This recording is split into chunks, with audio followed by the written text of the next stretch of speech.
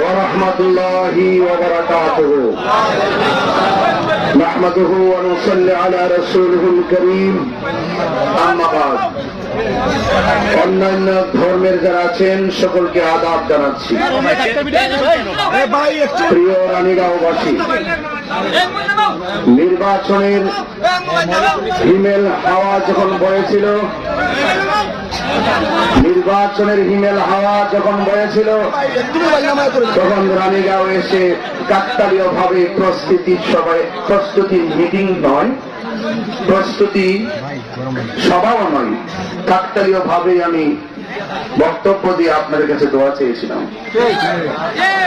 মাঝখানে লিফলেট বিতরণ কর্মসূচিতে এসে আপনাদের সাথে হাত মিলিয়ে দোয়া চেয়েছিলাম। আজ আপনাদের কাছে নির্বাচনী প্রচারণার শেষ দিনে পথসভায় চুনারঘাট রানীগাঁও বাজারে আপনাদের কাছে ভোট চাইতে এসেছি। রানীগাঁও দিয়েই শুরু করেছিলাম।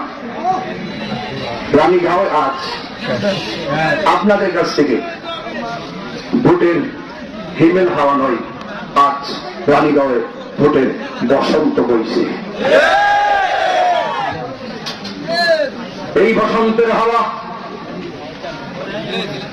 আবাল বৃদ্ধ বনিতা নয়, ছোট বাচ্চাদের মধ্যে পর্যন্ত কড়ি বেরিয়েছে। আজকে আমি আপনাদের কাছে দুটি হাত জোর করে কিছু কথা বলবো। প্লিজ, এখানে যে আলেম ওলামা দাঁড়িয়ে আছে, তারা আসলে খানকা মাদ্রাসা বিভিন্ন ভাবে খেদমতে নিয়োজিত। কখনো কখনো আপনাদের কাছে ভোটের অধিকার নিয়ে বারবার 5টি বছর পর পর আপনাদের মাঝে এসেছি। আপনারা অনেক সম্মান করেছেন, কিন্তু আজকে ত্রয়োদশ জাতীয় সংসদ নির্বাচনে অবিরাম 4 চুনারঘাট মাধবপুর আসনে সেই তিল তিল করে ঘরে ওঠা বৃহত্তর সুন্নি জোটের সমর্থিত বাংলাদেশ ইসলামী ফ্রন্ট মনোনীত মোমবাতি প্রতীক নিয়ে আজ প্রত্যেকটা মানুষ, চা শ্রমিক থেকে শুরু করে, সনাতন ধর্মী থেকে শুরু করে, ব্যবসায়ী থেকে শুরু করে, দেশ প্রবাস সবাই স্বপ্ন আছে, স্বপ্ন দেখছে এই মাধবপুর চুনারঘাট থেকে এবার নির্বাচনে মোমবাতি প্রতীকের বিজয়ের সম্ভাবনা জেগে ওঠে। দেশ প্রবাসের সবার মাঝে নির্বাচন কেন্দ্র করে যে একটি বিজয়ের আকাঙ্ক্ষা সৃষ্টি হয়েছে, সে আকাঙ্ক্ষাটি নিতান্তই একটি ইমানি দাবি। কোন অর্থের কাছে যেন আমাদের আমানত ইমানি ভোটটা বিক্রি না করি। মনে রাখবেন, টাকা দিয়ে ভোট কেনা এটা হারাম। ইমান, আপনার ভোটাধিকার আপনি প্রয়োগ করবেন, সেটা ইমানি দায়িত্ব। আপনাকে ভাবতে হবে আপনি কাকে দিচ্ছেন, আপনাকে ভাবতে হবে কেন দিচ্ছেন। আজ ভাবনার সময় এসেছে।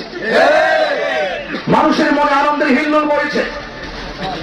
জনগণের আকাঙ্ক্ষা যেভাবে নির্বাচন কেন্দ্র করে মানুষের মধ্যে যে রুট ম্যাপটি তৈরি হয়েছে, এই রুট ম্যাপটি যেন পেশি শক্তি কিংবা আধিপত্য কিংবা কোন টাকার বিনিময়ে যেন কোন আধিপত্যবাদের কারণে যেন জনগণের আকাঙ্ক্ষা যেন বিনষ্ট না হয়।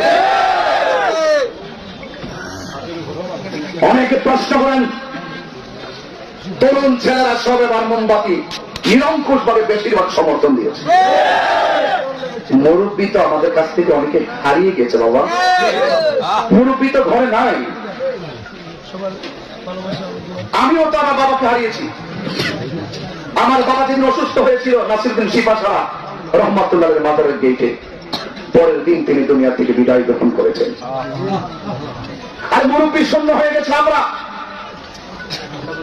আজকে তরুণরা জেগে উঠেছে, তরুণরা দেখছে জীবন্ত মানুষকে আগুন দিয়ে পুড়িয়ে দিচ্ছে।